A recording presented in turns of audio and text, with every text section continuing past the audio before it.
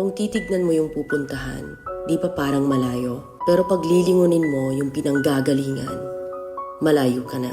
Hindi mo malalaman kung hindi ka susubok. Ang buhay ay isang malaking sugal. Kung lagi kang takot sumugal sa isang bagay dahil takot kang mawalan, mauubos lang kung anong meron ka. Kung hindi ka mawawalan, hindi ka rin magkakaroon. Kung ano man ang mga desisyon mo ngayon, yun ang magiging buhay mo bukas. Lakasan mo lang yung loob mo. Dahil ang mundong to, aapakan lang ang mga mahihina. Ibangon mo palagi ang sarili mo. Balang araw, magugulat ka na lang na ang layo na pala ng narating mo. Kahit mabagal ang progress, basta may usad at kumikilos ka, okay na yan. Wala tayong magagawa. Ganyan talaga ang proseso ng buhay. Lahat tayo nakakaranas ng hirap. Hindi natin alam kung hanggang kailan tayo dito sa mundo. Kaya mas piliin mo maging mabuting tao. Ang pinakayaman na maituturing natin sa sarili ay ang ating mga pangarap.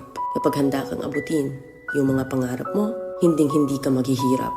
Kung lagi kang may pinagdaanan sa buhay or pagsubok, pruweba lang yan na isa kang magiting na sundalo. Sa mga pagsubok, diyan ka aangat, diyan ka babaguhin. Yung tatag mo kung paano ka mag-ayos ng problema.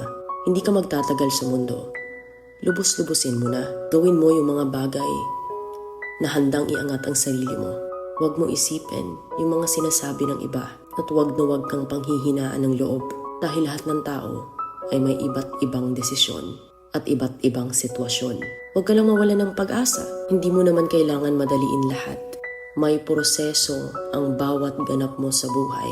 Alam mo kung ano yung nakakapagod? Ang palaging patunayan ang sarili mo sa ibang tao. Sa mundong to, piliin mo ang hindi magarbo. Keep it low-key ka lang. Simple.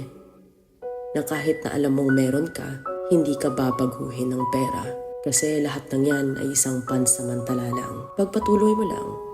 Kung may pangarap ka, makakarating ka.